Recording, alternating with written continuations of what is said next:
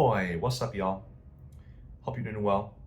Welcome back to Jlunce Reviews.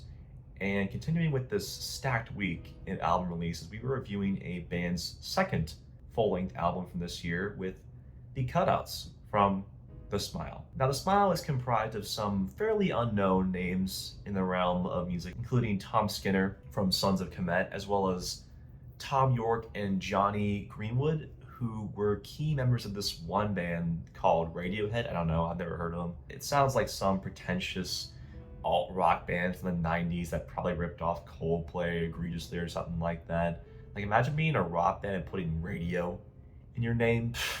The nerve. Okay, all jokes aside, I was kind of shocked that Tom and Johnny were coming through with another record so soon after their album from back in January called The Wall of Eyes, which I still love and is still one of my favorite records of the year.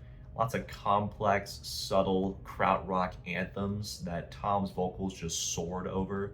Benny Hectic is just, oof, so good. Probably like top 10 best tracks of the year thus far. Like, just chef's kiss. But as the lead singles for this new record came pouring in, I got the sense that the band was beginning to relish their time in the limelight just a bit too much. And this would simply be a series of B-sides, odds and ends from their previous two projects. And my suspicions are kind of confirmed now that I've heard this full album. And that's not to say that I completely written off this album as totally worthless, as these guys are still gifted musicians and know how to pull together some great tunes.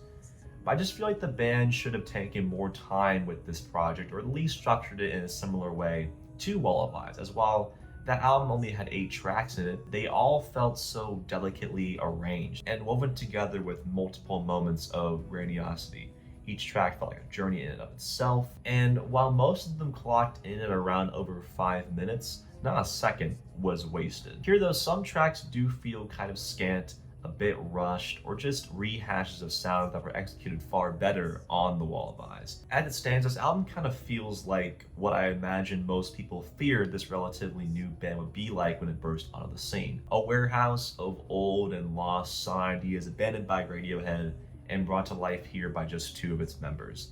However, there is a noticeable addition of more jazz elements with the production and some post-punkiness, especially with some of Tom York's vocal performances. But unfortunately, this style of singing is executed rather poorly, at least in my opinion, on a track like Zero Sum, which is far more aggressive than any cut off of this album and indeed the band's previous record. It has this relentless groove with the guitar licks, and Tom is singing this sort of myth kind of angsty tone that, I don't know, I'm just not a big fan of. He kind of just sounds out of place. I mean, don't get me wrong, Tom has an amazing voice, and I know his falsetto has kind of become a meme at this point, but I do kind of miss it, even if it would have sounded a little bit weird. As I said, the sharp riffs are sort of catchy, frenetic, but this instrumental is kind of lacking some spice, some seasoning. I wish it was more layered and detailed like some other cuts here. And some of these multi-layered cuts include Colors Fly and Eyes and Mouth, the former of which especially sounds like it would have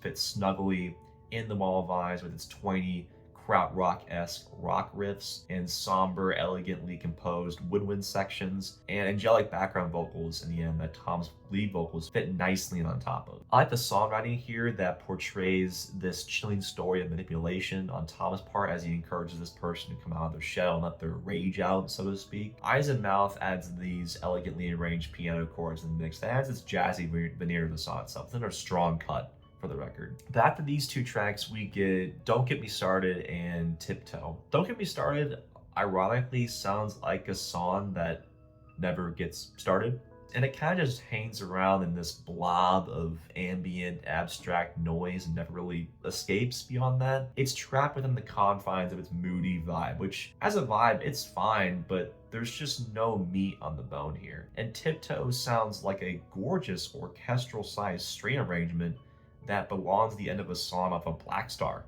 by David Bowie or something.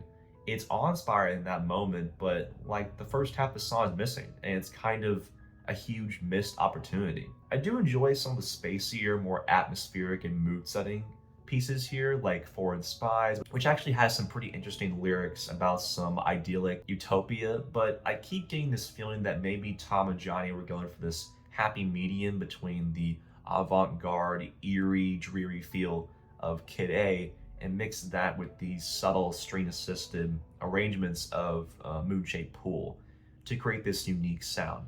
But I can't help but feel it doesn't quite hit stride, and it sounds just kind of like okay. I don't know, maybe I'm reaching there, but that's just the way I feel about it. The groovier, rockin' vibe of Zero Sum returns again with no words, although definitely done better, as it does a good job mixing the ambient noise of the first couple tracks with the intense riffs, and the way Tom's vocals harmonize and sync up at the end in this whirlpool does stand out as a really cool moment on the record. The album ends with Bodies Laughing, which is sort of hampered by an uncharacteristically weak vocal performance from Tom, or maybe it's just mixing, I'm not sure. But his passion doesn't really ring through as much, even if I do like the eerie buzzing synths laced throughout the production that adds to the robotic but also folky quality with the really deep background vocals and string guitar playing. But yeah, I still enjoy this thing overall, don't get twisted. I'm still gonna be excited about any release from any number